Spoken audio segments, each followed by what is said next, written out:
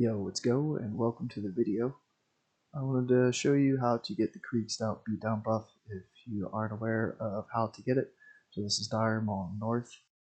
You need the key to get in or wait for somebody else to let you in. So if you haven't got the key, that's one extra step you'll have to do. Plenty of videos on how to get the key though. But this run, you don't need to kill that many things inside.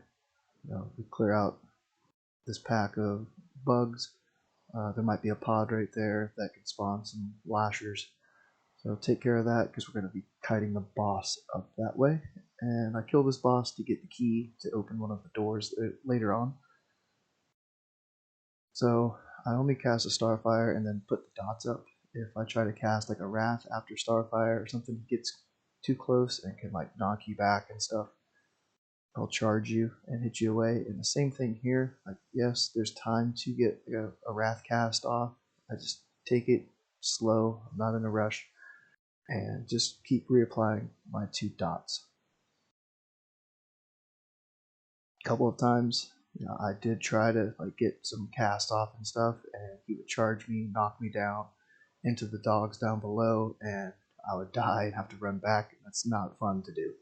So I just take it easy, dot them up, keep kiting them back and forth. So there's Stomper Kreeg. That's who we're going to be buying the item from later on. We'll be coming back to him. And these dogs have a really wide radius of where they can see you and pull you out of stealth. So try to stay as far away from them as you can when you're going around them. There are a couple patrols here, so depending on how fast you kill the first boss and everything, you might have to wait and watch for them to patrol by. So in here there's an eyeball. We need to kill the eyeball. I wait between the two packs that are in the hallway for it to come back and kill it right about here. So it's down there, it's coming back. If you don't kill this, it's going to see you and it's going to spawn void walker things and they're going to aggro onto you. So might as well kill the eye so there's no hassle. This bug pack here, go ahead and take care of them as well. Even after you get the king buff, you can still get in combat with them. So just Barkskin Hurricane takes care of them pretty easy. So the second and last Wandering Eye patrols around here along with another boss. So I just stealth around and I kind of waited for it right here below the stairs for the eye to come back down. So you kind of get used to the padding of the boss and know where he's going to be, and you can just dodge him and then take care of that eyeball, and we stealth up to the second door. And that's going to be the last pack that we have to really kill before the last boss. And there's plenty of room up here on this little rampway to kind of kite these two mobs here. My gear on this druid wasn't great at all. I had a couple pieces from Kara, and then a couple of blues and stuff. So you don't really need the best gear to do this. I had health mana pots ready just in case. And yeah, I popped trees there because those guys were hitting pretty hard and I just wanted to get them down.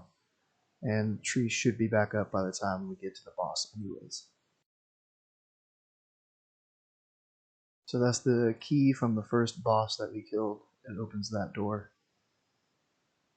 But we can stealth around here, we can stealth past this boss.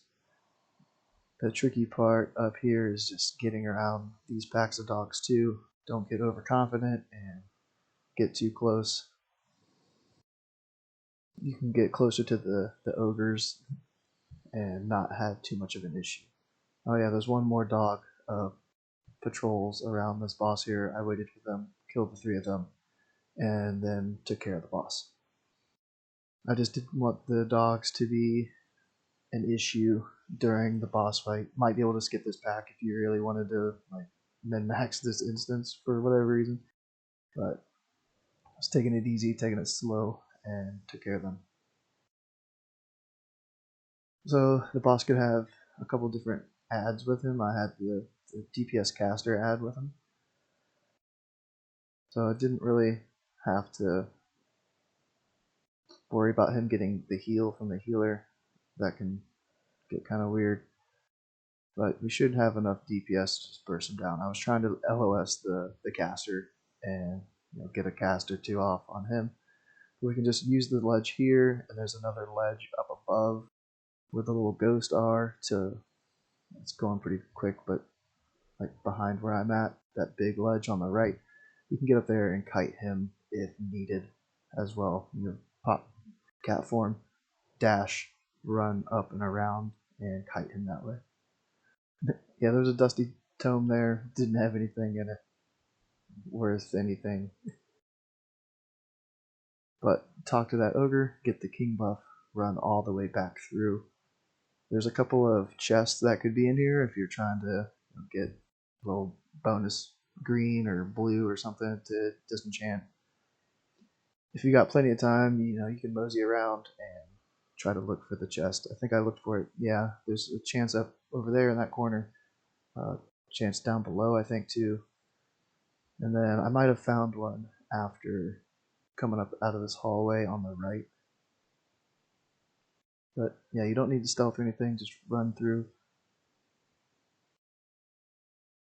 I'm an enchanter, so I got to DE the blues and stuff that the bosses dropped to make a little bit of gold back. Chest was locked, didn't get to open it.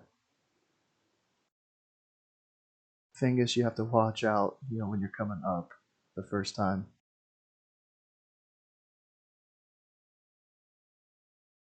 There was no limit on how many you can buy. It stacks in stacks of 10. So I usually buy 50 at a time.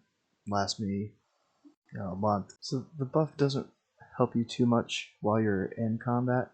Unless you're using Innervate, it gives you about 50 total extra mana from Innervate, which isn't that much. It's a lot less than I thought it was until I actually just tested it. It's like 5 mana extra per 2 seconds. But the big advantage to having it is when you're in combat but you've stopped casting for 6 seconds. So if you hover over your mana regen, right now I'm at 246.